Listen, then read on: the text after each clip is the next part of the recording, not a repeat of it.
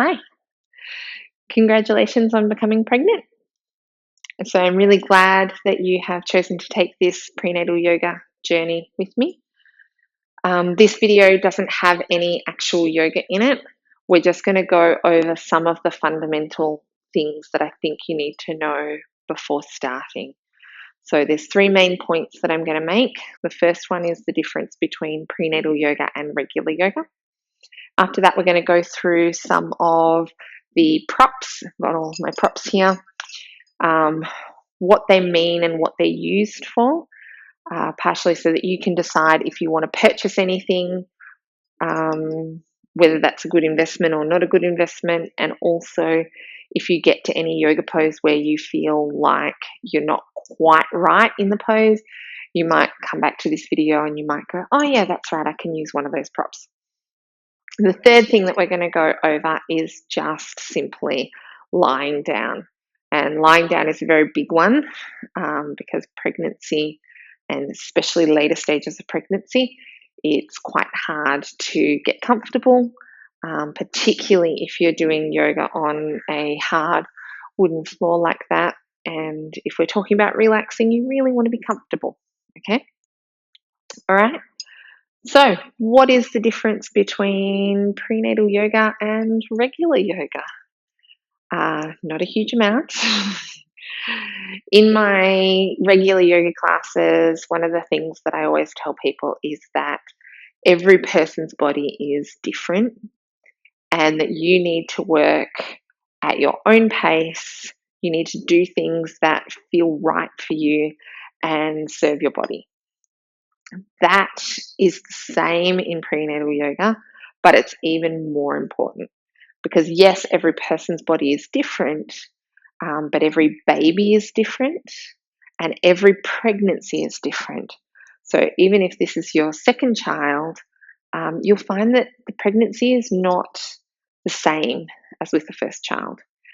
And you may think I'm joking about that, but one of the things I really noticed between my two pregnancies is that the first baby, I would wear jeans where they had the jeans and then they had the big material bit that came up over my belly. So the tight bit was right at the top here, and that was really comfortable.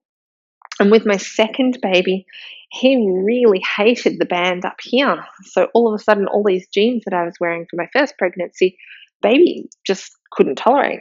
So I ended up with the jeans that kind of sat under the belly, so like a low kind of rider jean.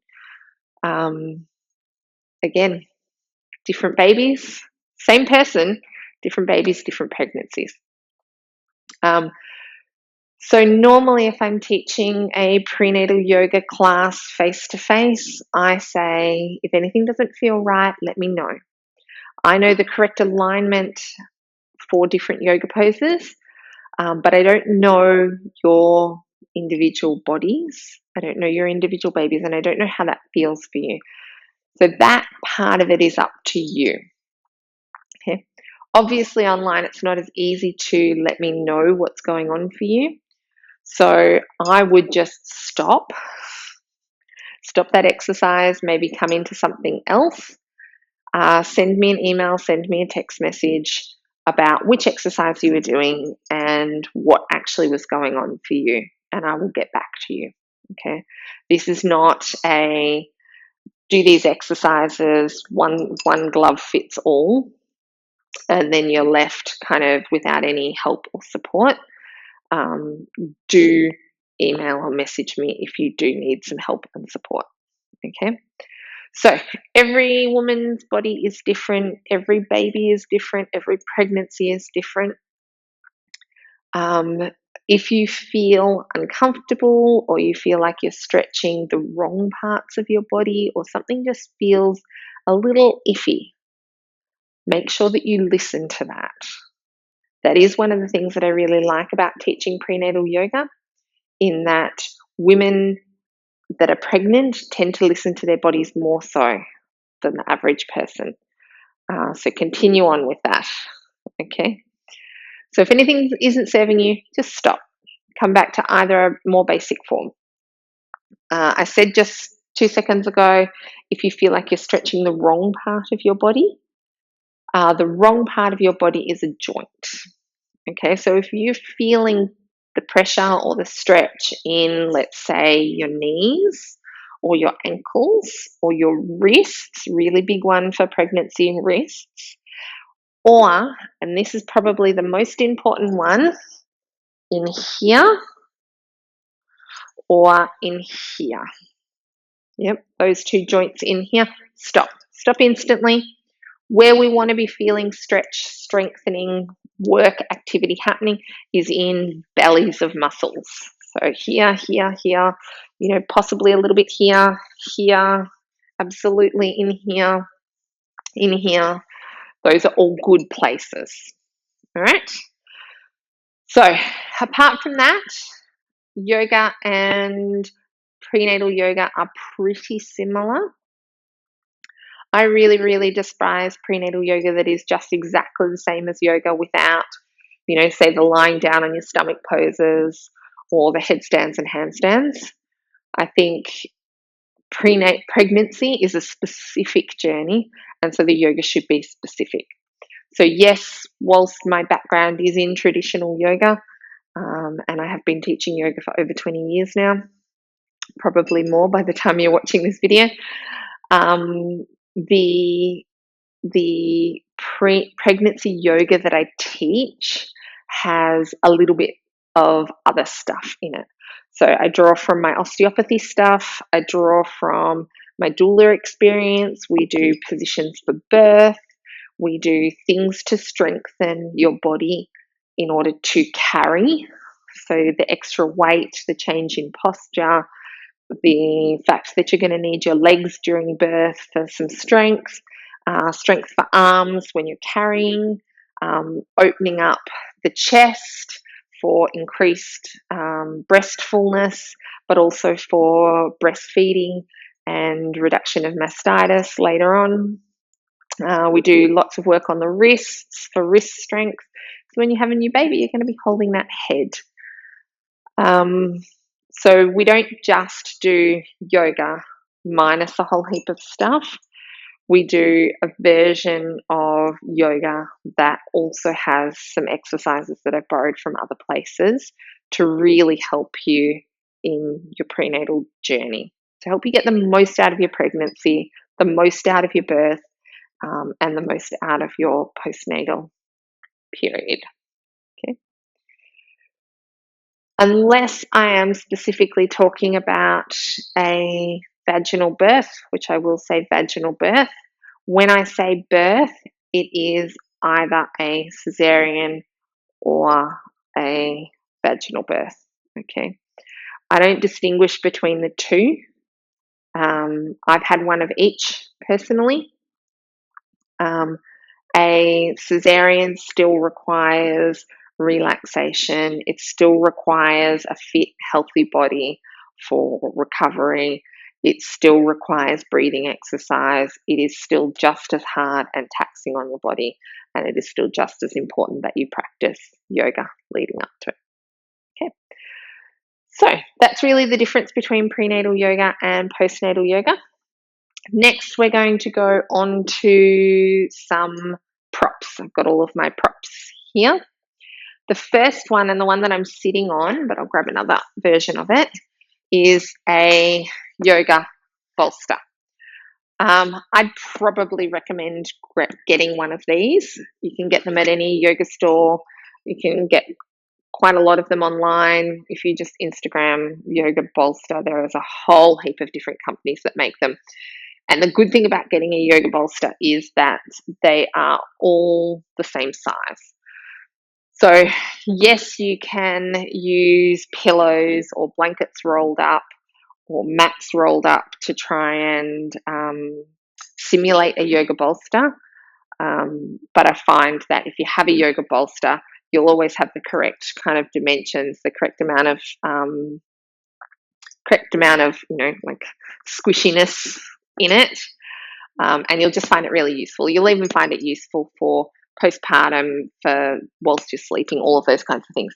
So I would really invest in at least a yoga bolster. You probably don't need 2 of them, although we're going to use 2 for a lot of the yoga classes that we do. But usually for the second one, you can use a blanket or something like that. You will probably also need a blanket. You can use a towel or a blanket. I wouldn't necessarily go out and buy a yoga blanket. There's lots of different blankets that will absolutely do. And if you've got a special blanket, it's probably better that you use a special blanket. Obviously, a nice kind of thick, warm sort of blanket. We often talk about a 3-fold, which is where we just fold the blanket into 3. And that 3-fold here can simulate a bolster. So as you can see, they're a little bit different. This is a little bit thinner. This is a little bit thicker, but you can use that. The blanket can also be used as a cushion underneath your head, but you can also use a cushion for that. I think blankets and cushions, we tend to have quite a few of those lying around the house, so I just use what you've got lying around your house. Next one, strap. Do not go out and buy a strap. There is nothing that you really need a strap for. You will need something like this. So that could be a dressing gown cord, it could be a belt, it could be a ribbon, or it could be a yoga strap if you have a yoga strap lying around. The good thing about a yoga strap is that it does have these metal bits on the end. So if we do want to loop it around, you will be able to do that and kind of tie it off into a loop. Yep, like that. But it's probably not necessarily necessary, and you're buying so many things at the moment, prams and cots and all kinds of things. I wouldn't necessarily go out and get a strap when you can just use a dressing gown cord. Blocks, it's up to you. Most things you can use books, bricks. For how cheap blocks are, this might not necessarily be a bad thing to go out and buy some blocks. You can usually buy these at your local sports store or Kmart supermarket type kind of place. When we use blocks, I call this size of block a baby bear, so that's flat down. When it's on its skinny side here, that's a mama bear. And when it's standing up nice and tall, that's a papa bear. So rather than me trying to describe, skinny edge and flat edge and low down and medium and tall, I just go baby bear, mama bear, papa bear. It just saves any confusion.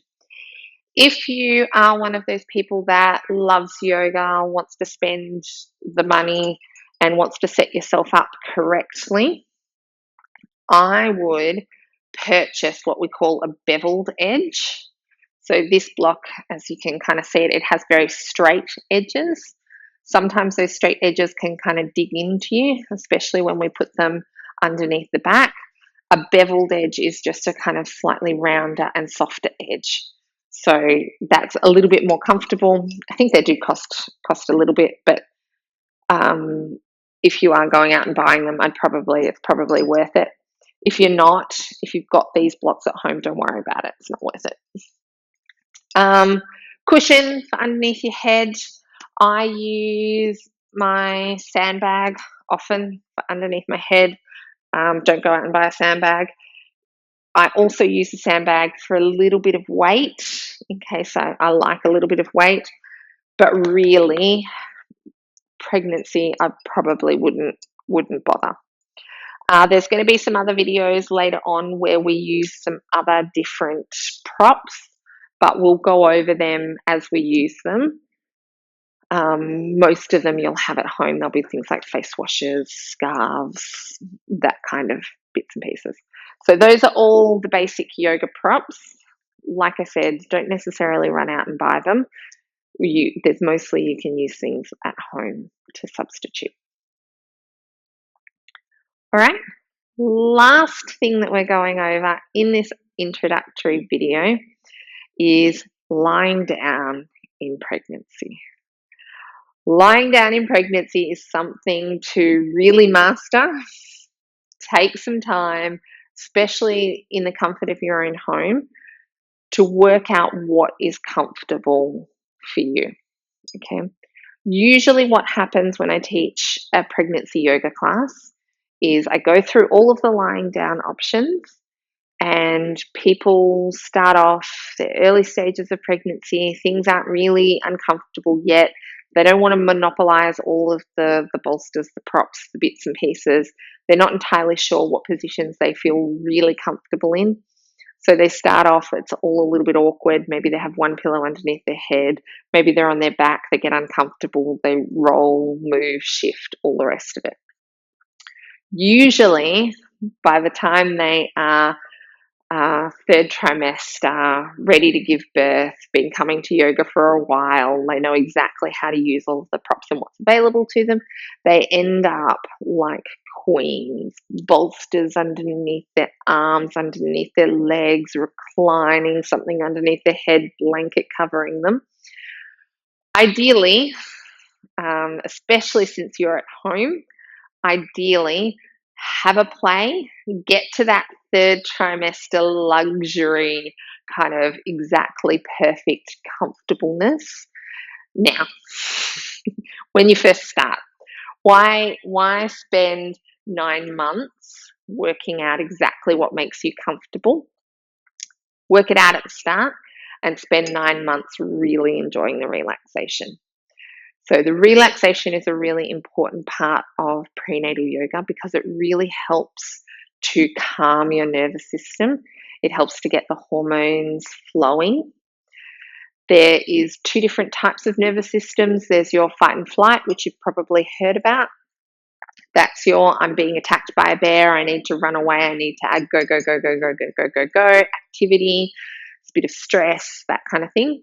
Then there is your rest and digest, which we don't talk about as much, but basically that's when your body does all of its healing, it's regenerating, it's growing. Yep. You have a baby growing inside you. Take a moment to let that sink in. You have a baby growing inside you. One of the best things that you can do is allow your nervous system to calm down enough that you're starting to activate that part of you that is regenerative. Try that word again, regenerative, that can help to allow the energy to going into growing your baby. Not only that, but if you can learn to relax in your yoga class, you can take that feeling of relaxation into stressed activities during your day. And then when you give birth, and again, either vaginal or cesarean, when you give birth, you can take that sense of relaxation with you. So don't spend your time in yoga fussing and moving and fidgeting around. You're at home. Take your first yoga session working out how is comfortable for you. And that may change, that's fine. But get whatever cushions, whatever pillows, whatever blankets you need to make sure that you are comfortable. Warm, dark, safe, and relaxed. We'll go over that a couple of times, but warm, dark, safe, and relaxed allows your rest and digest to activate and allows your body to calm down. So, a couple of different positions for relaxation. If you like to lie on your back and you feel comfortable on your back, absolutely lie on your back. A lot of people are told not to lie on their back during pregnancy, and that is because when you lie flat down, there is a small chance that the baby pushes down onto your blood supply and can cut off supply to the baby. It only happens in a very small amount of people. And if I'm teaching a prenatal yoga class and I ask people to lie on their back, I can always tell whose blood supply is being compromised, because the first thing that happens is their eyes kind of spring open and they just look uncomfortable, not relaxed. So before anything has happened, before any blood supply is cut off, the first thing that happens is the mother will kind of get that stress response happening. So let me just remove my pack. Lying down. Oh, do I fit in the camera? I do just. All right, so lying down. If this starts to give you, sort of shortness of breath, a slight anxiety kind of feeling, or kind of just like you don't feel quite comfortable, all you need to do is stop this direct flat position and either raise your body up. So that would be nice and simply a blanket underneath up to your pelvis like this. So now I'm not lying flat down. I'm now lying on a slight angle. Yep. Or your other alternative is to take your blanket underneath your pelvis. And this is the more common one, or the one people often find the most comfortable. So you take your blanket underneath your pelvis. All of a sudden, you're not lying flat down. You've just moved the baby so that it's lying a little bit more in this direction. You're kind of sloping down this way. So if you like lying down but you get that panicky sensation, just chuck a blanket either underneath your pelvis or underneath your back. Okay? And that can even go for overnight time. Okay?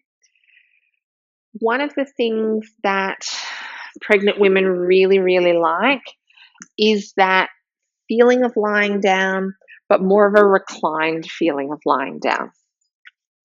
So there's two ways that you can do this. You can either grab two blocks. You have a Papa Bear block. Can we see that? Papa Bear block and a Mama Bear block. And then you grab a bolster like that. The blocks just help to stop the bolster from bowing in the middle. So if I don't use the blocks, what happens is when I lie on this, the bolster sags in the middle and my back ends up doing that. So we just take Papa Bear, Mama Bear. Can you see that? Papa Bear, Mama Bear. And then bolster onto the top. And then you come and sit in front of the bolster. You can cross your legs. You can have your legs out long. You can come into this position, whatever is comfortable. And then you lay back down. Yep. So this can be a really nice position. It's very opening through the chest, but it's very inclined. Yep. The other way that you can get that position happening, particularly if you're ever in a yoga studio, is to take a bolster lengthways and then a bolster long ways, like a T. Yep, I'll just move so that you can see, like a T. Same thing, sit at the end of the bolster and again, lie back. I might finish this video here because I'm too comfortable. No, just joking. That can be a really lovely position. If you're suffering from reflux, you might find that lifting yourself up that little bit really helps. You might also find that it really doesn't help at all and that you really need to be much more upright. You are always welcome to come into a seated position. I'd probably recommend sitting so that you're up against a wall. Yep. You can come into, like quite a few blocks and bolsters to give yourself some real kind of gradient, and you're leaning back just a little bit, but you're almost sitting up. Okay. So you can do various degrees, especially if you've got a wall behind you, of sitting, laying down. Again, practice it. Have a go. So that last one was I put a bolster, put 2 mama bears on top, and then I put my bolster on top of that. So you can play with different levels of that. Okay. All right. So that is lying down flat on your back and also sitting up. If you don't have a wall, sorry, there is one last one. If you don't have a wall to lean against, maybe you take the bolster this way and then the bolster this way, creating that T shape again. And again, lying back this way. Yep. All right, so that's all the lying on your back and sitting up ones. You really want a position that is comfortable for you, that you can relax in. What position most pregnant women choose is the lying on the side position. And we're going to do an entire video on lying on your side when you're sleeping. So for now, we'll just kind of go over it kind of briefly so that you know for relaxing. Okay, so lying on your side. Hi. So I'm obviously in a different location, wearing different clothes, recording this section. But when I went to listen back to the whole other recording, this section of it you couldn't hear because of the lying down and the microphone. So I've decided to re-record it and make it so that it's easier for you to hear. We were talking about finding a comfortable position on our side. The first thing that you want to make sure is that your head and your neck are comfortable. So basically you want to fill the space in between your shoulder or the floor and your head when your head is in line with the rest of your spine. So some people take a bolster underneath there, but I find that the bolster tends to have my head lifted a little bit too far up, especially if you've got a thick bolster like this. And I find that that tends to then squash in through the shoulders and give me a bit of a crick in the neck. So I would preferably take a blanket underneath my head or a cushion, or I even quite like a block too. This is too low for me, so if I put my head onto that, you can see that my head then drops down, so it goes in that kind of an angle, the opposite to the bolster. So I'd probably just fold this over one more time, bring the folded edge towards me. That just makes it a little bit more comfortable. And you know, it's not perfect, but I also am lying on a hard wooden floor here, so nothing's going to be absolutely perfect. If your head is supported, it allows your shoulders to stack up and it allows your shoulders to be supported. Unfortunately, during pregnancy, there's a little bit of extra relaxin in your body, and that can have your shoulders collapsing forwards a little bit. It can give you either a feeling of heaviness on this bottom shoulder or just a feeling of squashedness through the ribs. For that, it's best if you can pop something underneath your arm, because that will support the upper part of your torso and your upper shoulder. Take a little bit of pressure off the lower shoulder.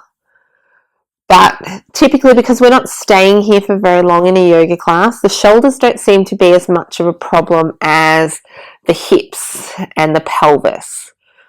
Because what happens when you're lying in this position, and I'll just move the bolster out of the way for a sec.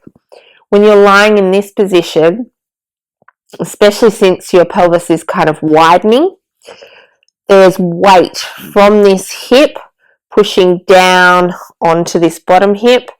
Again, if you're on a hard floor, this bottom hip is really being pushed quite heavily into the floor and can make the hip joint on the bottom quite sore.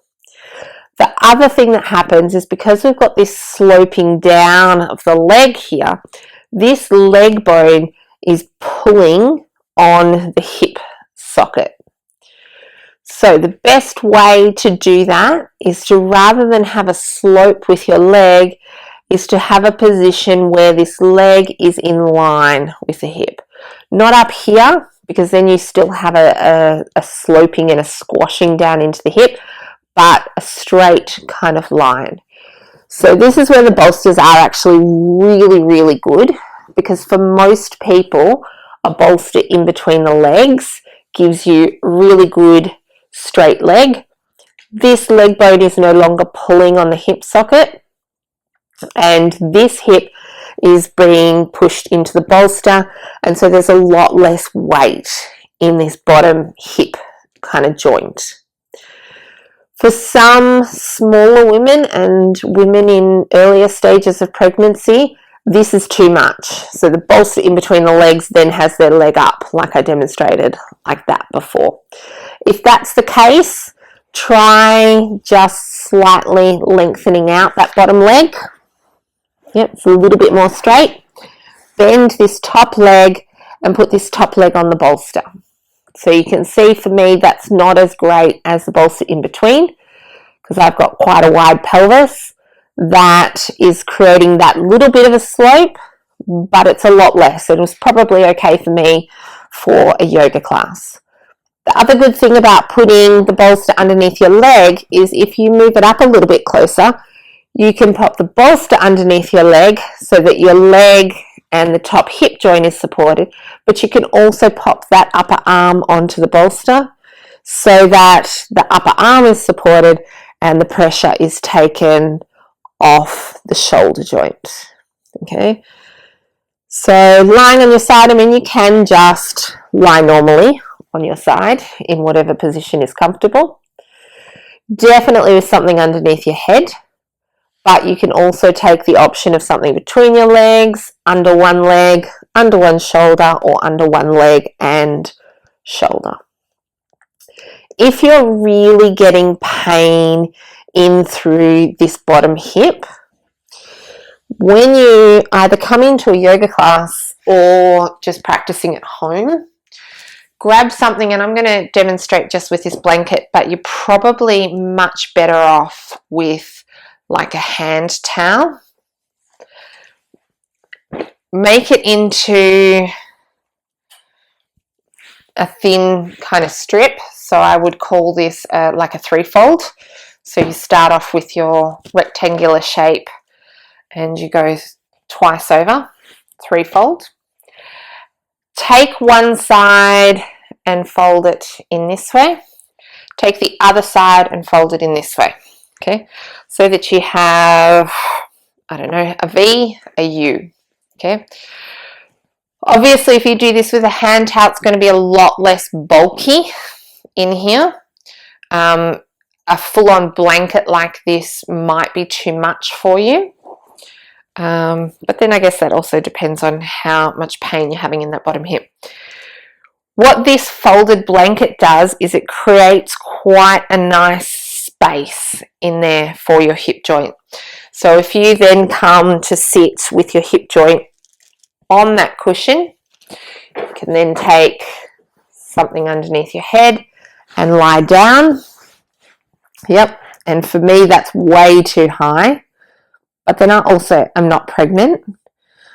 But the one good thing is that my hip joint is not on the ground at all. The pressure of my hip has been redistributed to this leg, part of my torso, and the back part of my bottom as well. So those are some options for lying down on your side for you. And like I said, there'll be another video on lying down, sleeping props and ways to help you lie down. The next and last thing is to make sure that you're warm. So when we do the relaxation, and we do one at the start, which is a little bit more breathing technique focused, and one at the end, which is a little bit more relaxing and just allowing your body to settle and allowing the work that we've done in our prenatal yoga class to settle. Make sure that you put your socks on or your hats on or cover yourself in a blanket. Snuggle in. This is your time, and I want you to really enjoy it. Okay? You've only got 9 months of being pregnant, and whether you are enjoying it or not enjoying it, there is going to be a part of you once you have this baby that is going to miss being pregnant. Okay? Even if you are violently sick the whole time or have reflux or have, pelvic problems, there is going to be a small part of you once the baby comes that is going to long for that stage of being pregnant. And you can't go back. So make the most of it whilst you are in that stage. And we'll address all of those conditions so that, it can be a little bit easier on you. But your job is to just really sink into it, enjoy it. Beautiful. So that was the 3 things that I wanted to cover. Only other thing that I want to say is please, please, please, please, please feel free to ask any questions that you need to ask. Okay.